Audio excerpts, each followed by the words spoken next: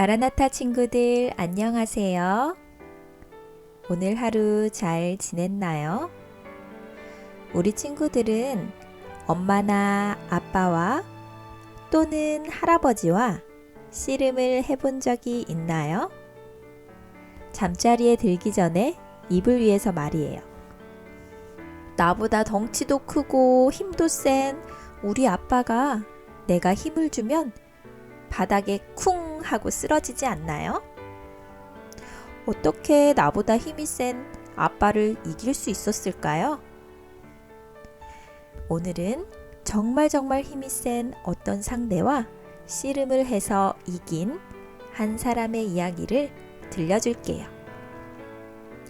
빛을 전한 사람들 1권 19장 한밤의 씨름입니다. 밧단 아람에 도착한 야곱은 외삼촌 라반의 집을 찾아갔습니다. 외삼촌의 집에서 야곱은 20년을 양을 치며 살았습니다. 그동안 야곱의 아내들과 자녀들도 생겼습니다. 양도 많아져서 부자가 되었습니다. 어느덧 외삼촌의 집을 떠날 때가 되었습니다. 외삼촌의 집을 나와 야곱은 가족들과 함께 부모님이 계시는 고향을 향해 나아갔습니다.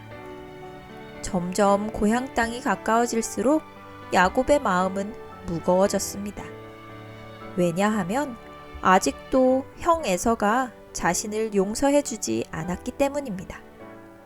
형 에서가 야곱에게 복수하기 위하여 400명의 무리를 이끌고 오고 있다는 소문도 들었습니다.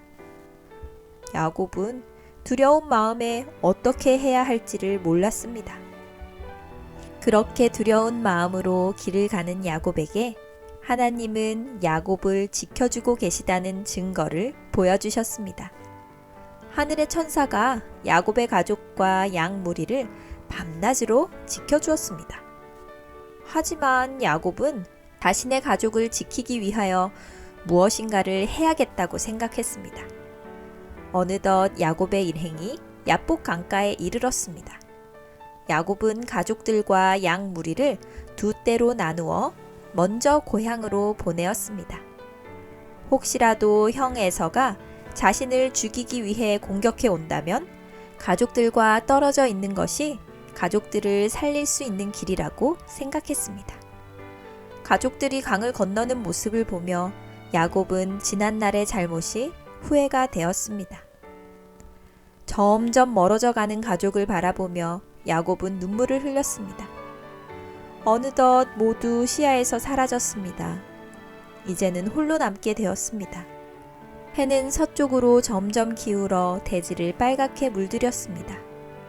붉게 물든 강가의 언덕에 홀로 남게 된 야곱은 땅에 주저앉았습니다. 그렇게 얼마나 앉아 있었는지 모릅니다. 이제는 해가 완전히 기울어 사방이 캄캄했습니다. 밤하늘의 별이 빛을 내기 시작했습니다. 강가의 언덕 위로 바람이 불어왔습니다. 찬 바람을 맞으며 야곱은 내일 일어날 일들을 생각하며 걱정하고 있었습니다. 그의 눈에 다시 눈물이 흘렀습니다.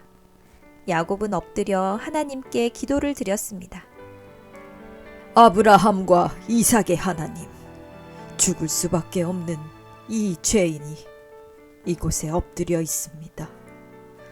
아버지를 속이고 형을 속인 죄의 결과를 이제 받게 되었습니다. 형 에서가 저를 죽이기 위해 군대를 이끌고 쫓아오고 있습니다. 이제 내일이면 형을 만나 죄의 결과를 받을 것 같습니다. 하나님께서 저를 사랑하신다면 저에게 은혜를 베풀어 주시옵소서. 먼저 간 가족들이 형의 칼을 피해 안전할 수 있도록 지켜주시옵소서. 그리고 가능하다면 형 에서의 마음을 너그럽게 하셔서 저를 용서하게 하소서. 야곱이 눈물을 흘리며 기도하는 모습을 하늘의 하나님께서 지켜보고 계셨습니다. 그리고 이미 야곱을 용서하신 하나님은 형 에서에게 천사를 보내셨습니다. 에서가 야곱을 용서할 수 있도록 마음의 평안함을 주셨습니다. 그리고 예수님은 야곱을 만나기 위하여 야복강으로 내려오셨습니다. 기도하는 야곱 앞에 한 이방인이 다가왔습니다. 그 이방인은 예수님이셨지만 야곱은 예수님을 알아보지 못했습니다. 야곱은 혹시라도 그 이방인이 자신을 죽이러 오는 사람은 아닌가 하는 두려운 마음이 들어 경계하였습니다. 이방인이 점점 야곱에게 다가왔습니다. 야곱은 두려운 마음에 예수님을 꼭 붙들었습니다.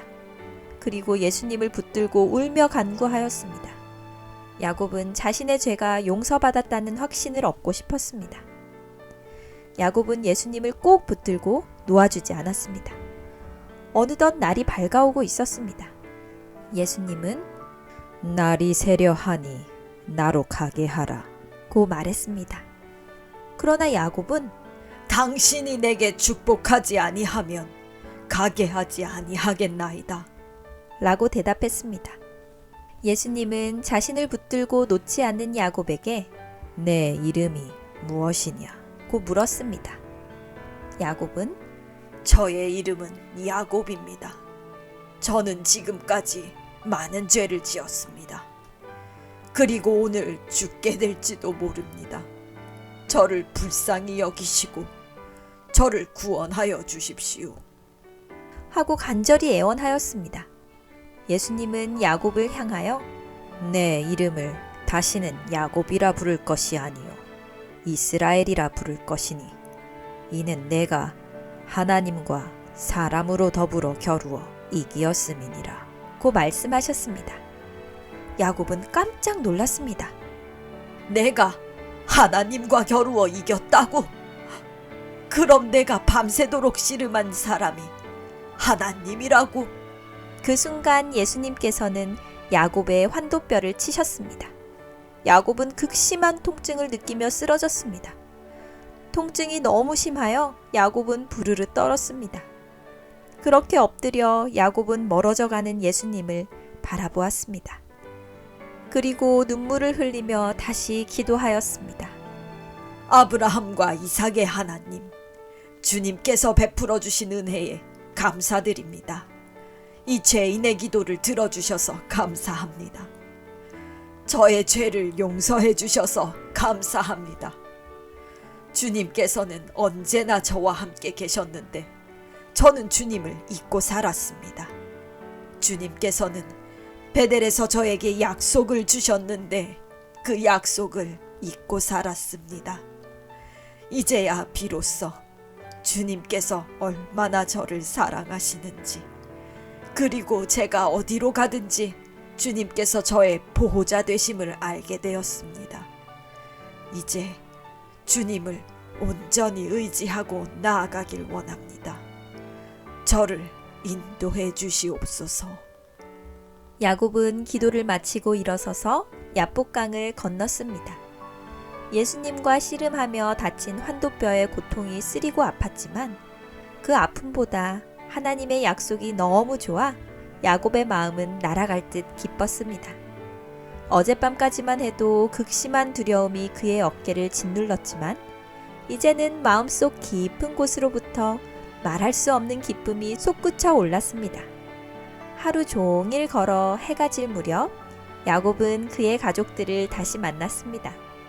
그리고 자신을 죽이기 위해 400명의 무리를 이끌고 온 형 에서도 만났습니다. 하지만 에서의 눈빛에는 아무런 살기도 없었습니다. 에서는 동생 야곱을 보자마자 꼭 끌어안았습니다. 야곱도 형을 꼭 끌어안았습니다.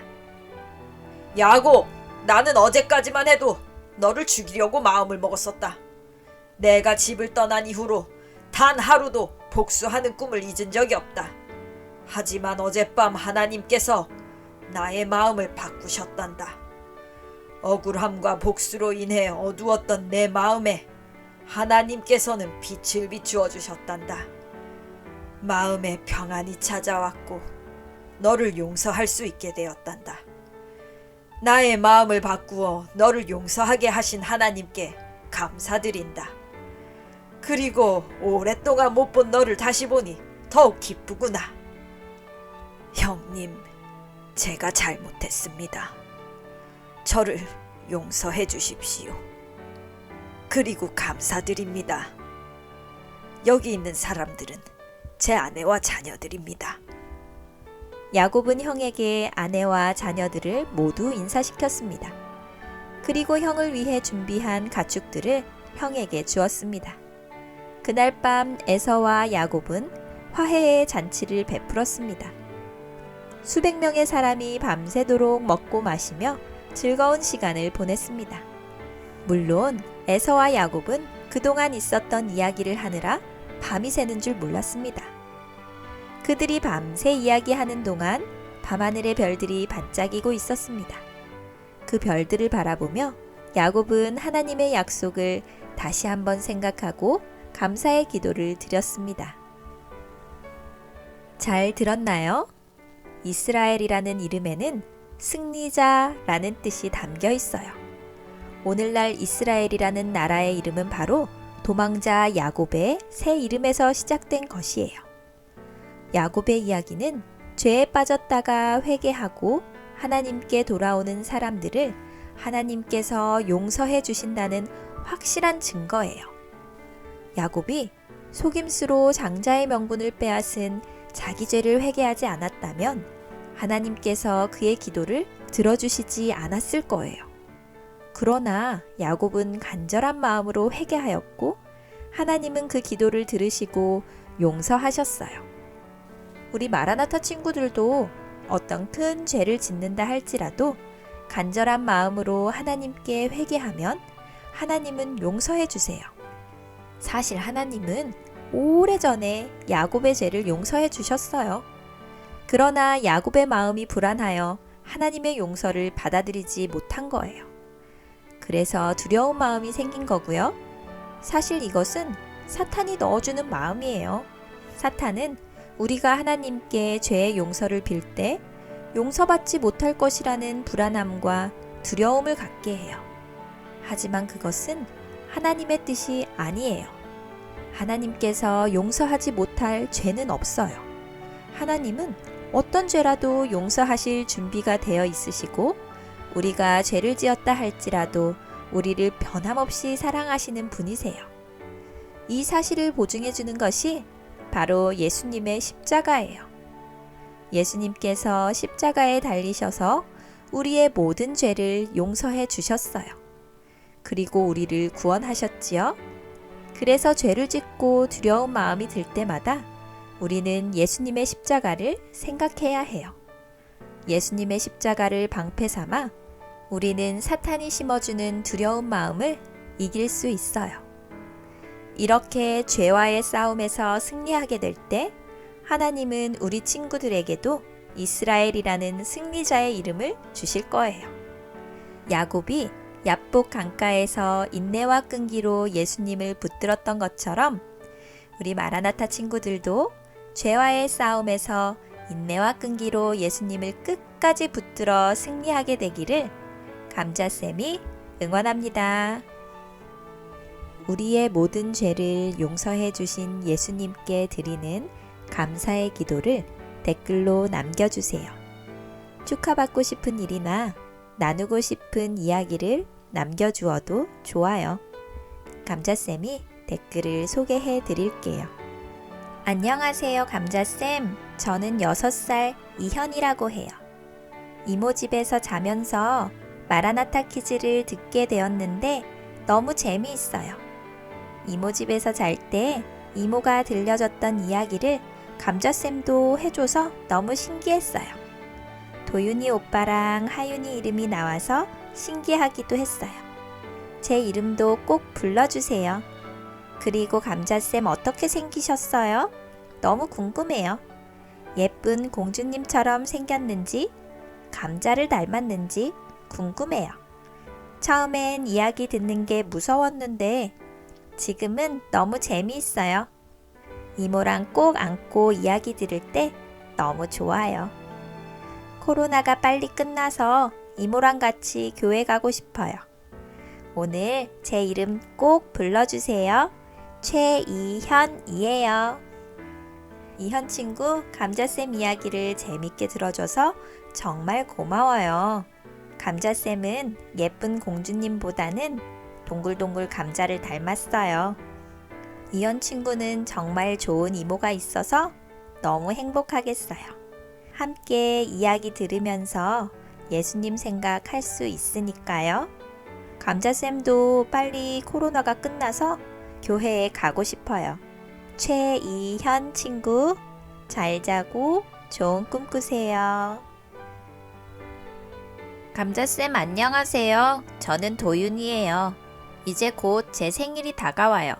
며칠 전 우리 가족 저녁 예배 시간에 엄마가 받고 싶은 선물이 뭐냐고 물어보셨는데 하나님께 기도했어요.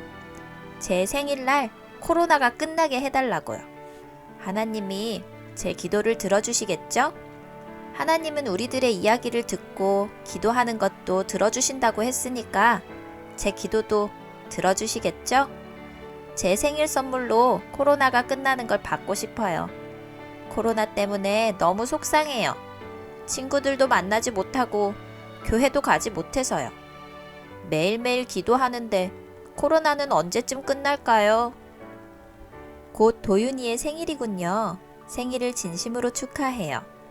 도윤이의 소원처럼 코로나가 끝나면 정말 좋겠어요. 하지만 이번 생일에 기도의 응답을 받지 못해도 너무 실망하지 않았으면 좋겠어요. 하나님은 가끔 당장 기도의 응답을 해주지 않으실 때도 있어요. 그렇다고 우리의 기도를 듣지 않으시는 건 아니에요. 하나님의 더 선하신 계획을 위해 우리 기도의 응답을 조금 늦추시는 것뿐이지요. 하나님의 기도의 응답을 믿음으로 기다리는 도윤이가 되길 감자쌤이 응원합니다.